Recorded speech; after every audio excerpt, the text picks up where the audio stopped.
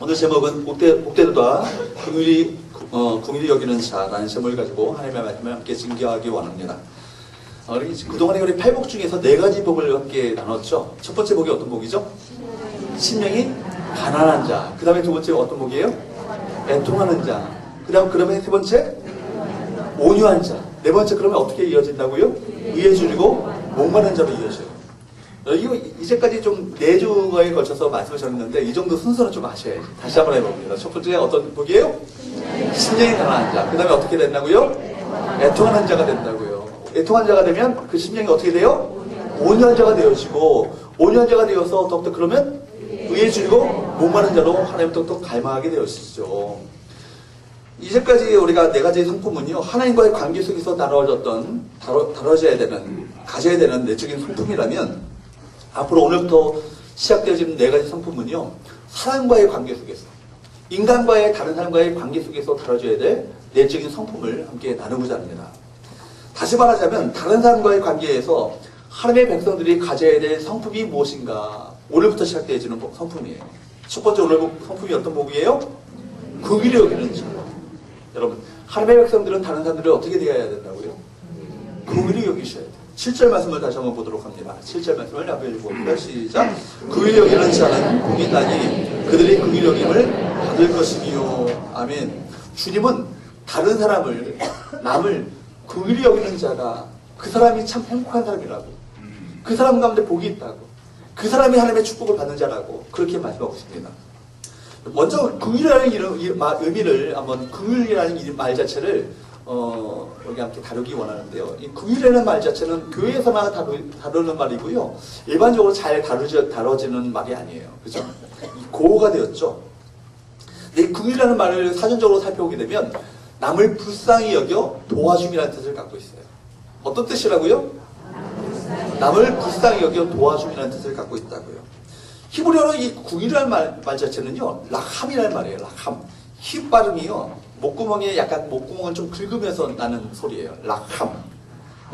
한번 해볼까요? 락함. 예. 성경에서 이 말이요, 150회 정도 나와요. 150번 정도 나오는데 이 단어가 참 재미있습니다. 이 단어의 원래 뜻은 뭐예요? 엄마의 자궁이에요, 자궁. 그러니까 같은 뱃속에서 나오는 이들에 대한 감정이라는 기본적인 의미에서 출발하는 거예요. 같은 뱃속에서 나온 사람에 대해서 얼마나 마음 가운데 불쌍히 여기고 긍휼한 마음을 갖겠어요. 그런데 구약에서 긍휼이라는 말 자체는 그렇기 때문에 부모가 자식에 대해서 가지는 애정과 사랑에 대해서 이 락함이라는 말을 사용하고 있는 것을 보게 됩니다. 긍휼이라는 말이에요. 시편 103편 13절에 한번 보게 되면, 한번 읽어볼까요? 시작. 아버지가 자식을 긍휼히 여김같이 여호와께서는 자기를 경외하는 자를 긍휼히 여기시다. 여러분, 아버지가 자식을 긍휼히 여김같이 하나님께서는요, 그렇게 육신의 아버지처럼 자식을 불쌍히 여기며 긍휼을 베푸신다. 또 이사야 49장 15절 한번 보도록 할까요? 이사야 49장 15절 말씀 봅니다. 시작. 여인이 어찌 그 정없는 자식을 잊겠으며 자기 태에서 난 아들을 긍휼히 여기지 않겠느냐. 그들은 혹시 잊을지라도 나는 너를 잊지 않을 것이다. 여러분, 여인이 그 자기의 젖먹는 자식을 어찌 잊겠습니까? 엄마가 어떻게 자기 태에서 난 그 자식을 잊어버릴 수 있겠어요? 그런데 그들이 혹시 만에 하나 잊을지라도 하나님 어떻게 하신다고요? 우리를 결코 잊지 않으신다고요. 이 사랑과 긍휼의 마음을 가지시고 오늘도 대해주시는 우리 아빠 아버지심을 여러분 믿으시기를 축복합니다. 여러분, 자식에 대한 그 부모의 사랑의 마음을 여러분 긍휼로 표현하고 있습니다. 어떻게 보면 구약에 나오는 하나님의 모습은요, 심판의 하나님, 분노의 하나님, 진노의 하나님인 것처럼 느껴지지만 사실 그렇지 않아요. 눈에 보이는 역사 이면에는 인간을 향한, 우리 하나님의 백성들을 향한 하나님의 그 사랑과 긍휼과 자비하심이 강같이 흐르고 있는 것을 보게 됩니다. 하나님은 락함을 가지고 애굽에서 고통당하는 이스라엘 백성들의 이 부르심을 들으셨어요. 그래서 그들을 애굽에서 건져내셨습니다. 또 이스라엘 백성들이 끊임없이 악을 행하고 하나님을 배반하고 배신하고 하나님을 떠나갔지만, 그렇지만 하나님께서는요, 이스라엘을 향한 이 긍휼, 이 불쌍히 여기는 마음을요, 결코 거둬들이지 아니하셨습니다. 하나님께서는 그렇기 때문에 그들이 다시금 하나님께로 돌아오기만을 기다리는 그런 마음을 가지고 그를 베푸심을 성경 가운데 보게 됩니다. 신약 성경에서도 이 긍휼이라는 말을 엘리오스라는 말로 사용하고 있어요. 엘리오스. 헬라어로 엘리오스라는 말인데 한번 따라해볼까요? 엘리오스. 여기 본문에서도 이 엘리오스라는 말로 번역했어요. 이 말 자체는 신약 성경에서 27번이나 나오는 중요한 단어예요. 성경은 저와 여러분들이 무엇 때문에 구원을 받았다고요? 이 하나님의 긍휼 때문에 구원을 받았다라고 성경은 말씀하고 있습니다. 우리가 하나님의 긍휼 때문에 구원을 받았고 오늘도 이 하나님의 긍휼을 누리고 살아가고 있는 것이고요. 저와 여러분들이 이 거룩하신 하나님 앞에 이렇게 담대하게 나올 수 있는 이유도 뭐예요? 이 하나님의 긍휼 때문에 주님 앞에 나올 수 있는 바로 이 은혜를 누리게 된 거예요. 그래서 에베소서 2장 4절 5절 말씀은 이렇게 말씀하고 있습니다. 에베소서 2장 4절 5절 말씀 같이 한번 읽어보도록 할까요? 시작. 긍휼에 풍성하신 하나님이 우리를 사랑하신 그 큰 사랑을 인하여 허물로 죽은 우리를 그리스도와 함께 살리셨고 너희는 은혜로 구원을 받은 것이다. 아멘. 하나님을 향해서 어떻게 말씀하셔요? 어떤 하나님이? 긍휼이 풍성하신 하나님이 우리를 사랑하신 그 큰 사랑을 인하여서 허물로 이미 죽었던 우리를 그리스도와 함께 다시 살리셨고 우리는 그렇기 때문에 그 하나님의 긍휼, 이 하나님의 은혜로 말미암아 구원함을 받게 된 것이다. 여러분, 저와 여러분들이 죄 가운데 구원함을 받은 것, 영적인 사망에서 건지심을 받게 된 것, 이것은요 다름 아닌 하나님의 긍휼 때문이다. 이렇게 말씀하고 있습니다. 히브리서 4장 16절은 또 뭐라고 말씀하십니까? 4장 16절 말씀 보도록 할까요? 시작. 그러므로 우리는 긍휼하심을 받고 때를 따라 돕는 은혜를 얻기 위하여 은혜의 보좌 앞에 담대히 나갈 것인지라. 아멘. 하나님 여러분, 저와 여러분들이 여전히 죄인임에도 불구하고 하나님의 은혜의 보좌 앞에 담대히 날마다 나갈 수 있는 이 원동력이 어디 있는 거예요? 무엇 때문에? 무엇으로 인하여서? 하나님의 긍휼로 인하여서. 하나님의 응답을 받고 하나님의 치유하신 것, 축복을 받게 되시는 것, 무엇 때문에? 하나님의 긍휼하신 때문에. 그렇기 때문에 우리가 예수 그리스도의 십자가에서 나타나셨던 이 하나님의 긍휼하심 때문에 우리가 하나님 앞에 담대히 나갈 수 있는 은혜를 받게 되는 것이고, 오늘도 하나님의 은혜와 하나님의 그 사랑과 풍성하신 하나님의 축복들을 받게 되시는 이 이유가 다른 것이 아니에요. 저와 여러분을 오늘도 불쌍히 여기시는, 아비가 자식을 불쌍히 여김처럼, 어미가 그 젖먹는 아이를 태아에서 난 그 자식을 불쌍히 여김처럼 사랑하시는 하나님의 긍휼하심 때문에 우리가 이 은혜를 누리고 있음을 믿으시기를 축복합니다. 여러분, 이 하나님의 긍휼하심에서 바로 조건 없는 사랑이 나오고요, 한계가 없는 용서를 베푸시는 하나님의 행동이 나온다고 말씀하고 있는 거예요. 예수님은 누가복음 10장에서 저와 여러분들이 바로 하나님의 긍휼하심을 품고 살아가는 것이 얼마나 이것이 중요한 것인가를 가르쳐 주시기 위해서 바로 이 비유 하나를 이야기하셨어요. 어떤 비유일까요? 선한 사마리아인의 비유예요. 예루살렘에서 여리고로 어떤 사람이 걸어가고 있었습니다. 여행을 가고 있었어요. 그런데 예루살렘에서 여리고로 가는 그 길에 한 사람이 강도를 만나게 된 거예요. 그 사람이 바로 강도를 만났어요. 그래서 강도한테 다 얻어터졌죠. 모든 거 다 빼앗겨버리고 노를 맞은 나머지 이제는 이 사람이 죽기 직전까지 가게 된 거예요. 사경을 하면은 그 직전까지 가게 된 거예요.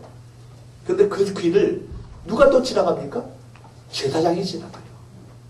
오늘날로 말하면 우리가 비유한다면 목사님이 지나가는 거예요. 목사님이 지나갔는데 저 사람 강도를 만났나 봐. 아유, 안 됐다. 아유, 불쌍해. 이러고 지나가는 거예요. 또 레위인이 지나갑니다. 전도사님이 지나갔다고 그럴까요? 장로님이 지나갔다고 생각해 보십시오. 장로님이 지나가셨어요. 지나가는데 이 사람을 보는데 어휴, 강도 안 된다 봐. 어휴, 끔찍해. 저기 피를 많이 흘리고 어떻게 하지? 아유, 안 됐다. 그리고 또 지나가는 거예요. 그 사람 두 사람은 아마 그 강도 만난 사람에 대해서 불쌍하게 여기는 마음을 가졌을지 모르겠어요. 동정의 마음을 품었을지 모릅니다. 그러나 그 사람들은 그 강도 만난 사람에 대해서 긍휼의 마음을 가지지는 않았어요. 무엇인지 모르지만 그냥 지나갔습니다. 그냥 지나간 것은 긍휼이 아니라는 거예요. 그런데 그 길을 누가 지나갑니까? 사마리아인이 지나갑니다. 사마리아인. 여러분, 사마리아인은 어떤 사람입니까? 이스라엘 백성들이 북이스라엘 백성들이 이스라엘이 아수르로부터 그 침략을 받아서 망하게 되었어요. 그래서 아수르 주둔군이 그 땅 가운데 주둔하게 되었습니다. 그러니까 이스라엘 백성들이 누가 더불어서 동침을 하고 혼혈이 되어졌냐면 아수르 민족과 더불어서 혼혈된 거예요. 그러니까 이방 민족과 더불어서 혼혈되니까요. 유대인들은요, 이 사마리아인들을요, 상명하지도 않아요. 더러운 개처럼 봅니다. 아주 조롱하고 멸시하는 종족이 누구냐면 사마리아인이에요. 그런데 사마리아인이요, 강도 만난 사람을 보고 나서는 그를 불쌍히 여기는 마음을 가지고 가까이 다가가서 자기가 갖고 있었던 기름과 포도주를 그 상체에 다 쏟아붓습니다. 상체에 그 포도주와 기름을 바르고 그리고 붓고 싸매어 주는 거예요. 그리고 자기 짐승에 태워서 주박으로 데려갑니다. 그리고 주박 주인에게 부탁을 하는 거예요. 이 사람을 잘 돌봐달라고. 혹시라도 이 사람을 치료하고 잘 돌보는 가운데 돈이 더 든다면 내가 다시 와서 그 비용을 내가 지불하겠더라고요. 여러분, 이 사마리아인이 보여줬던 이 행동이 바로 긍휼입니다. 어떤 의미에서는요, 강도 만난 사람은 누구를 의미합니까? 바로 우리들을 의미하는 거예요. 죄를 범하고 하나님을 떠난 우리들, 마치 강도 만난 사람처럼 상처나고 찢긴 사람들이 바로 저와 여러분들입니다. 이런 인간들을 구원하시기 위해서 예수님은 선한 사마리아인처럼 이 땅 가운데 오셔서 우리가 긍휼을 가지고 찾아오시는 거예요. 그리고 우리 인간들의 죄와 고통을 친히 짊어지시고 대신 십자가에 달려 죽으셨습니다. 그렇게 함으로써 우리 인간들에게 죄와 죽음, 하나님의 심판에서 우리를 구원하시는 거예요. 그러므로 무가치한 인간을 위해서 영원한 가치를 아낌없이 내어주셨던 하나님의 긍휼만이 이 세상의 소망이요, 인간들의 죄를 대신하여서 십자가에 죽으신 예수님만이 이 세상을 살리는 유일한 길인 것입니다. 이 은혜를 우리 모두가 입은 거예요. 이 사랑과 긍휼을 우리가 모두가 다 입은 거예요. 그런데 여러분, 예수님께서는요, 이 비유의 마지막에서 뭐라고 말씀하신지 아십니까? 너희도 이같이 하라. 너희도 이같이 하라. 하나님의 긍휼을 입은 사람들은, 하나님의 의뢰와 사랑을 입은 사람들은 정말 독생자 예수님까지 아낌없이 내어주시면서까지 우리를 그렇게 불쌍히 여기셨고 사랑을 베푸셨고 자비하심을 이분이 베푸셨는데, 그 사랑과 자비하심과 긍휼하심을 입은 자들은 이제는 다른 사람에게 너희도 이 긍휼과 자비하심을 실천하라, 이렇게 말씀하시는 거예요. 하나님의 긍휼을 마음에 품는 것이야말로 진정한 하나님의 백성다운 삶이라는 거예요. 이것이 모습이라는 것입니다. 우리가 다른 사람을 긍휼히 여기는 것은 바로 하나님의 긍휼을 받는 비결임을 여러분 기억하시기 바랍니다. 그래서 예수님께서는 또 마태복음 18장에서 이런 비유를 또 말씀하십니다. 한 신하가 한 주인에게 1만 달란트 빚을 졌어요. 임금에게 1만 달란트. 여러분, 2만 달란트 하니까요, 여러분 와닿지 않는 액수예요. 그 당시에 유대인들이요, 누구의 통치를 받았어요? 로마 제국의 통치를 받았어요. 로마 통치의 통치를 받았는데, 그렇기 때문에 로마 제국의 그 통치를 받았기 때문에 식민지에서 세리들, 그 당시에 세관원들이 이스라엘 백성들의 그 피와 땀이 있는 그 모든 돈들을요, 다 갈취해가지고요, 로마 제국에다가 돈을 갖다 바치는 거예요. 그 바치는, 그렇게 피땀 흘린 그 돈들을 다 갈취해가지고 그 로마 제국에 갖다 바치는 액수가 얼마인지 아십니까? 600달란트. 그러니까 1만 달러치로 한다면 오늘날의 어떤 시세로 말한다면 수십조 원 정도 되는 거예요. 수십조 원. 조를 만져봐셔야지 여러분. 놀라시. 억도 안 만져보시니까, 그죠? 수십조가 얼마나 되는지 잘 산술적으로 기억이 안 되시죠? 수십조 원에 해당되어지는 그 엄청난 천문학적인 액수입니다. 아마 수백조 원도 해당할 수 있을 것 같아요. 오늘날 시대로 말하면. 근데 여러분, 이 엄청난 돈은요, 주인이 조건 없이 그 빚을 탕감해 준 거예요. 다 갚아주신 거예요. 탕감해 준 거예요. 그런데 이 종이요, 길을 가다가 너무 룰루랄라 너무 좋다가 너무나 수십조 원의 이 돈을 내가 탕감할 수 없는 이 엄청난 빚을, 이 탕감을 받았어요. 기분 좋게 가는데 가다 보니까 누굴 만나요? 나한테 100데나리온을 빚진 사람을 만나게 되는 거예요. 100데나리온은요 1000만 원이 좀 안 되는 액수예요. 우리로 말하면, 요즘 시사로 말하면. 갚지 못하니까요, 이 사람은 당장 감옥에 집어넣습니다. 이 소식을 들었던 이 주인은요, 화가 났습니다. 당장 그 악한 종을 잡아다가 감옥에 집어넣으라. 그렇게 말씀하셨던 것이죠. 우리들은 어떤 자입니까? 우리들은 하나님께로부터 수십조 원, 수백조 원을 빚진 사람 아니겠습니까? 1만 달란트를 빚진 사람 아니겠어요? 하나님께서 베풀어 주셨던 그 구원하심의 은혜를 우리가 어떻게 다 갚을 수 있겠습니까? 평생을 통해 우리가 일하고 애를 쓴다 할지라도 이 구원하심의 은혜를 우리가 갚을 수 없습니다. 그러므로 우리는 항상 빚진 자의 마음을 가지고 주님 앞에 겸손한 태도를 취해야 할 줄로 믿습니다. 뿐만 아니라 자신의 죄와 허물을 깨닫고 항상 주님의 긍휼을 구해야 될 것이고, 또 다른 사람에게 이 긍휼을 베풀지 않는다면 우리 자신이 하나님께로부터 긍휼하심을 받지 못한다는 사실을 여러분 기억하면서 이 긍휼을 실천하는 저와 여러분이 되어야 할 줄로 믿습니다. 그렇다면 우리가 어떻게 이 긍휼을 실천할 수 있을 것인가? 세 가지를 말씀드리고자 합니다. 첫 번째, 한번 따라할까요? 사랑으로 용서하라. 사랑으로 용서하라. 여러분, 하나님의 긍휼은요, 한마디로 표현한다면, 이 긍휼을 한마디로 표현한다면 용서하시는 사랑이에요. 용서하는 사랑이 뭐라고요? 긍휼이라고요. 그렇기 때문에 오늘 성경은요, 긍휼히 여기는 자는 복이 있나니 이렇게 말씀하셨는데, 이 말씀을 바꿔 말한다면 사랑으로 용서하는 사람은 복이 있나니 이렇게 바꿔 말할 수 있어요. 한번 따라해볼까요? 사랑으로 용서하는 사람은 복이 있나니. 여러분, 어떤 사람이 복이 있다고요? 사랑으로 용서하는 사람이 복이 있다고.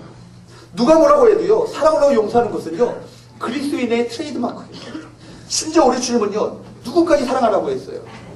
원수까지 사랑하라고.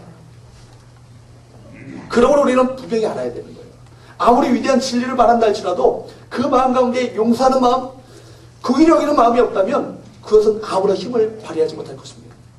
그리스도인들은요, 무엇보다도 긍휼히 여기는 사람이에요. 사랑의 마음을 가지고 용서하는 사람이 바로 그리스도인입니다. 요한복음 8장에 보게 되면 바리새인과 서기관들이 한 여자를 데리고 왔어요. 한 여자를 데리고 왔는데 고이 모셔온 것이 아니라 머리끄댕이를 질질 끌면서 데려온 거예요. 그리고 온몸은 갈기갈기, 옷은 찢어져 있어요. 얼마나 하늘로부터 맞았든지 그래 질질 끌려왔어요. 머리는 헝클어지고 옷은 찢겨져 있고 여인은 많은 사람들 앞에서 수치심과 죄책감 그리고 두려움에 떨고 있습니다. 손에 들고 정의감에 불타고 있는 사람들이 씩씩거리며 예수님께 묻습니다. 왜냐하면 이 여인은 가늠하다가 현장에서 잡힌 거예요. 현행범으로 잡힌 거예요. 율법에 이런 여자는 돌로 치라 명했는데 선생님은 어떻게 하시겠습니까? 이렇게 묻는 거예요. 그때 예수님께서 뭐라고 말씀하셨죠? 너희 중에 죄 없는 자가 치라.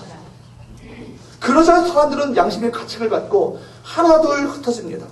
그리고 마침내 누구만이 남았어요? 예수님과 여인만이 남았어요. 그때 주께서 뭐라고 말씀하셨는지 아십니까? 요한복음 8장 11절 말씀입니다. 한번 읽어볼까요? 시작.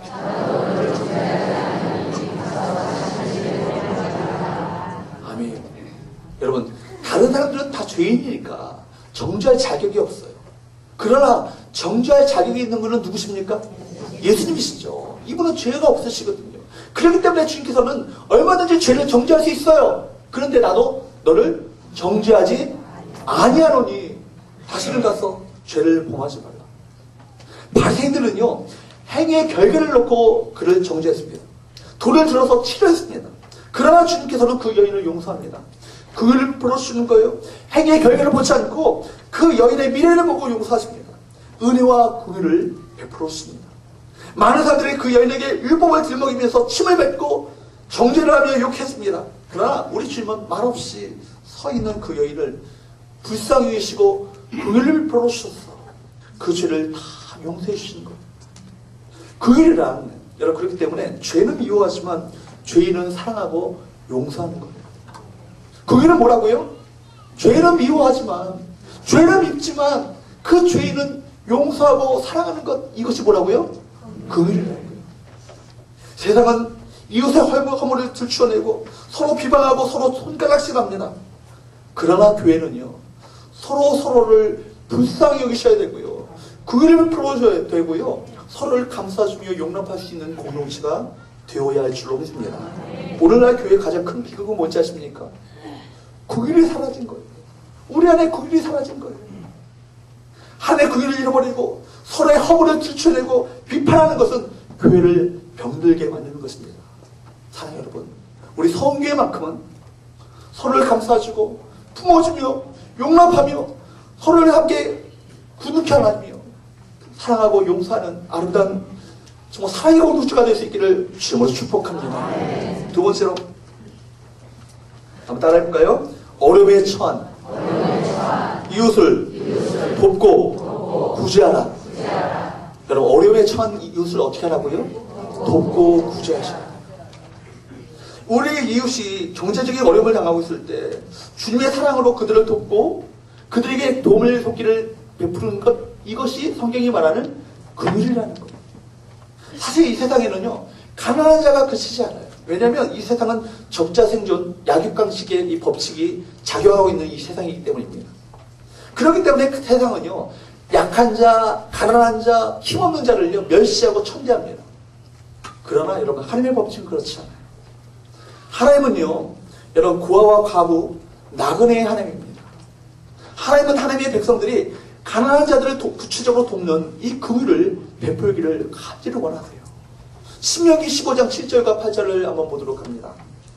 같이 한번 읽습니다. 시작. 네 하나님 여호와께서 내게 주신 땅 어느 수목에서든지 가난한 형제가 너와 함께 거주하거든 그 가난한 형제에게 내 마음을 완악하게 하지 말며 내 손을 움켜쥐지 말고 반드시 내 손을 그에게 펴서 그에게 필요한 대로 쓸 것을 넉넉히 부어주라. 다른 사람의 어려움에 여러분 눈을 감고 못 본 척하는 것이 아니라 어떻게 해요? 손을 펴서 구제하라고요. 손을 펴서 나눠주라고요. 베풀어주라고요. 흠이 있는 것은요, 이렇게 가난한 자들에게 구제하며 그들을 도와줄 때 잠언서 19장 17절 말씀을 한번 보도록 합니다. 같이 한번 읽어볼까요? 시작.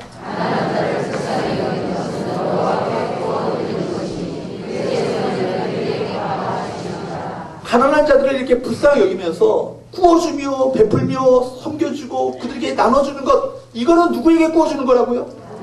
하나님에게 하는 거라고요. 하나님에게 하는 거라고요. 그러니까 하나님이 빚진 자가 되셔서 여러분이 꾼 것을요 반드시 하나님이 대신 갚아주시는 거예요. 아멘? 여러분 믿으십니까? 여기에 보면 가난한 자에게 긍휼을 베풀며 손을 펴서 구제하는 것을요 하나님께 구워주는 것이라. 여러분 하나님이 갚아주신다면 여러분 세상의 그 어떤 고리대금보다도 엄청난 이자를 쳐서 여러분이 갚아주실 줄로 믿습니다. 여러분 그러므로 여러분 가난한 이웃들에게 구제하시기 바랍니다. 생활비의 일부를 선교비로 구제부로 떼어서 사용해 보십시오. 마치 하나님께 구워드리는 것처럼 그렇게 다른 사람들을 돕는 자들을 돕는 손길로 여러분의 주머니를 사용해 보시기 바랍니다. 그러면 반드시 여러분의 현행을 갚아주실 줄로 믿습니다. 마지막 세 번째 한번 따라해볼까요? 영혼에 대한 사랑으로 복음을 전하라. 이게 읽으시는 게요 1부 예배보다 적으신 것 같아요. 1부 예배보다 더 소리가 적게 나와요 실제로. 시작. 예, 이렇게 하실 수 있는데 안 하시고 계시는 분들이 많아가지고 여러분 어떻게 하라고요? 영혼에 대한 사랑으로 복음을 전하죠.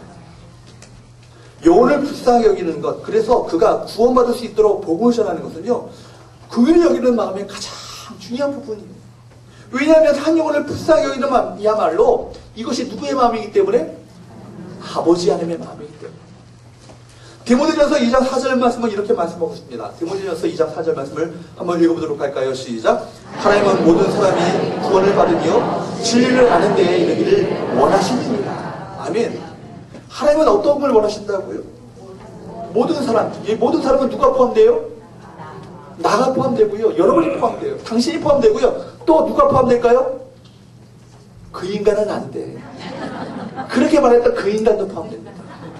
여러분 포기하고 여러분이 지긋지긋하다고 여러분 오히려 포기해버렸던 그 사람조차도 모든 사람 가운데 포함되는 거예요. 뭐라고요? 하나님은 다시 한번요. 하나님은 모든 사람이 구원을 받으며 어디에요? 진리를 아는 데 이르기를 어떻게 하신다고요? 원하신다고요. 간절히 바라신다고요. 그러므로 전도는요. 한 영혼을 불쌍히 여기는 마음에서부터 출발하는 거예요. 여러분 전도는 어디서부터 출발한다고요? 한 영혼을 정말 불쌍히 여기는 마음에서부터 출발하는 거예요. 그 영혼이 지옥 가면 안 되잖아요. 그 영혼이 지옥의 불쏘시개로 쓰임받으면 안 되잖아요. 그 영혼이 하나님의 생명책에서 지워지면 안 되잖아요. 그렇기 때문에 어거스틴은요 이런 말을 했어요. 최고의 궁일은 뭐라고요? 영혼을 불쌍히 여기는 궁일이라고.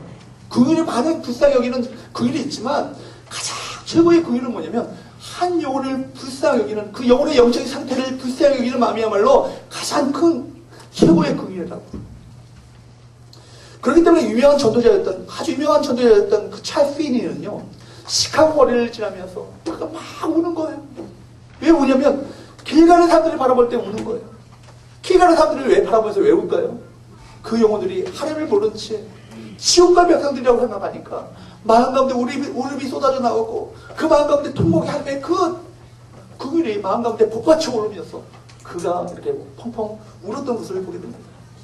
그가 정신이 이상해진 것 아니에요.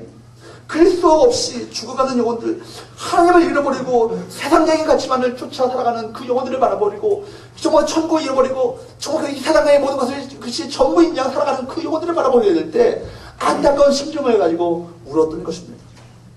그렇습니다. 긍휼이란 이렇게 영혼에 대한 사랑으로 나타나게 되는 거예요. 전도하지 않는 사람들을 자세히 보게 되면 시간이 없다거나 쑥스럽다거나 자신은 말주변이 없다거나 혹은 은사가 없다거나 이런 핑계를 대지만 여러분 사실은 그게 아니에요. 그 마음 가운데 무엇이 없기 때문에 영혼을 불쌍히 여기는 마음이 없기 때문에 전도하는 거예요. 여러분 자기 자녀가 지금 낭떠러지에 떨어져 죽게 생겼는데 가만히 쳐다볼 부모가 어디 있겠습니까? 언젠가는 지가 기어 올라오겠지. 이렇게 쳐다보는 부모가 어디 있겠어요? 마찬가지로 죽어서 지옥 가는 것이 분명한데도 예수 믿으라거나 구원받아야 된다고 말하지 않고 있다면 그 영혼을 사랑하는 마음이 없다거나 혹은 그 지옥과 천국에 대한 이 믿음, 이 복음의 실제가 되어지지 않는 거예요. 그 마음 가운데. 이 영적인 사실이 실제적으로 믿겨지지 않거나 아니면 그 영혼에 대한 진정으로 사랑하는 마음이 없거나 둘 중에 하나라고요.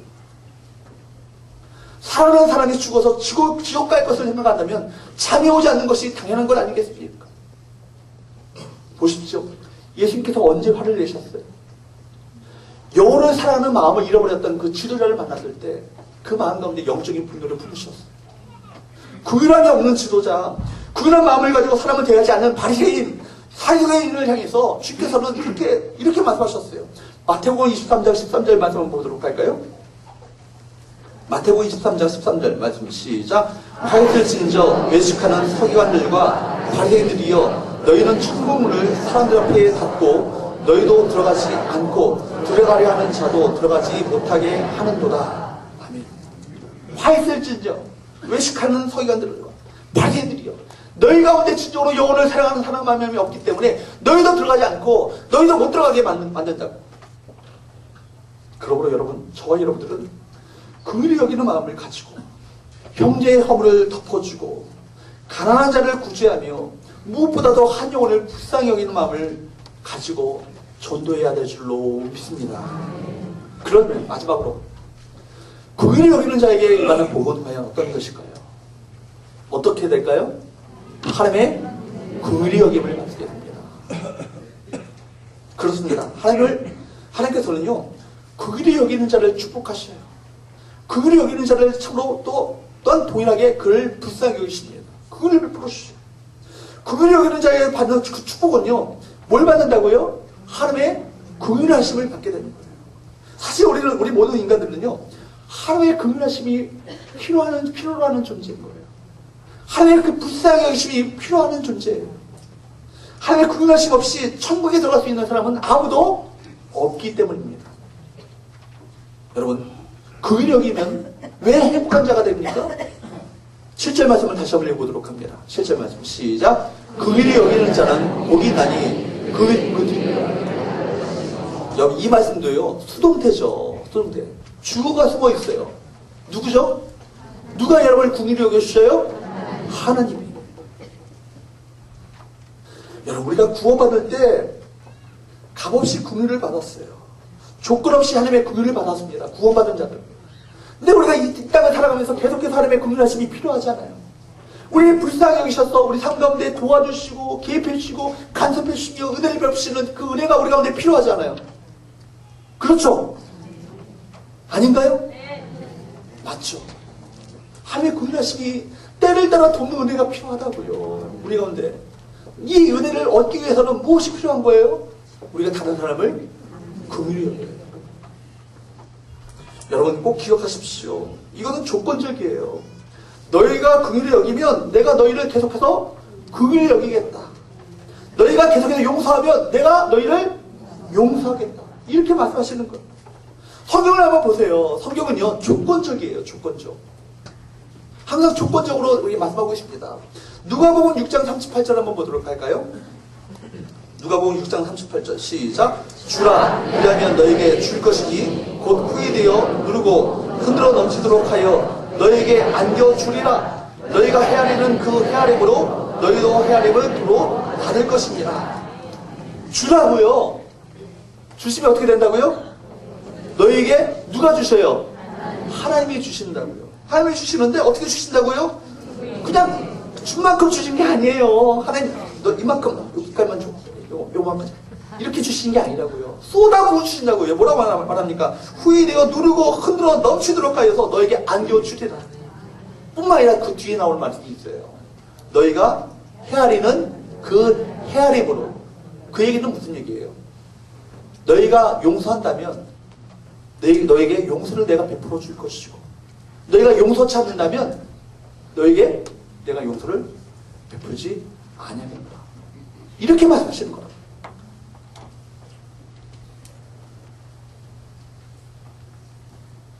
여러분, 하나님의 긍휼을 우리가 받은 자들이에요. 하나님의 불쌍히 여김을 받은 자들이에요. 그런데 왜 남을 불쌍히 여기지 않습니까? 우리가 왜 남을 긍휼히 여기지 않습니까? 여러분, 우리가 남을 불쌍히 여기며 긍휼히 여기지 않는 순간 그때부터는요 하나님께서 그 얼굴을 돌리셔요. 이걸 반드시 기억하십시오. 마태복음 6장 14절과 15절 말씀을 보게 되면 주님께서 참 무서운 말씀하세요. 이렇게 말씀하세요. 어떻게 보면 이건 참 은혜의 말씀이기도 하지만 또 어떻게 보면 순종치 않는다면 이 말씀은 참 무서운 말씀으로 우리에게 다가옵니다.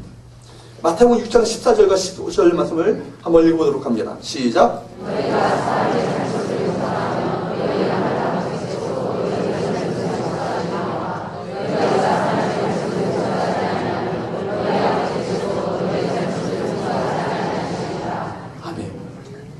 너희가 뭐라고요?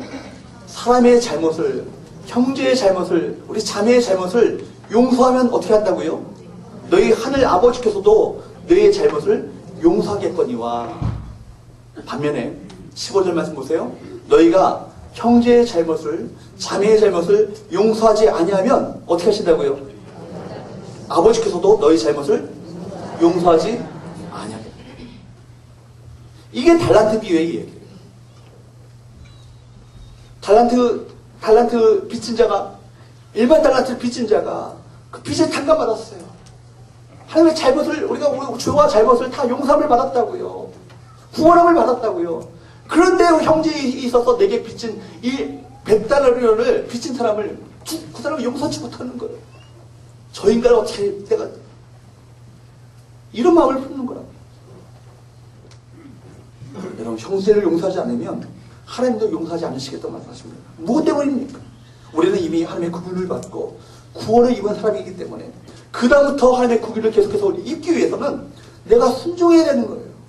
그 조건이 충족될 때마다 하나님은 우리를 불쌍히 여기시며 긍휼을 베풀어 주시는 사랑과 은혜를 베풀어 주신다는 얘기입니다. 말씀을 맺겠습니다. 우리가 긍휼을 실천합시다. 하나님이 우리를 불쌍히 여기실 것입니다.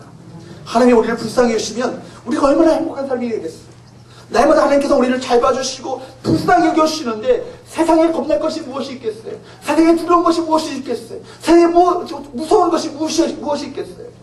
형통할 때나 역경을 당할 때나 하나님이 날 불쌍히 여겨주시고 나와 함께 하시고 내 옆에 계시는데 내가 누구를 두려워하겠습니까? 이 사람만큼 행복한 사람이 어디 있겠어요? 여러분에게 묻겠습니다. 여러분 행복하게 원하세요? 네. 한 10분 정도만. 다시 한번 묻습니다. 여러분 행복하게 원하세요? 네. 그렇다면요. 여러분 정말 다른 사람을 긍휼히 여기시기를 축복합니다. 이 긍휼을 실천할 수 있기를 축복합니다.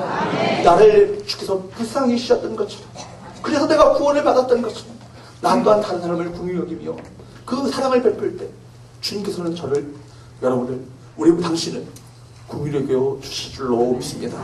세상의 많은 교회가 이 긍휼이 없어서 분열하고 깨어지고 정말 많은 교회의 시련들이 닥쳐오는 것을 보게 됩니다. 우리 모두가 우리 서원교회만큼은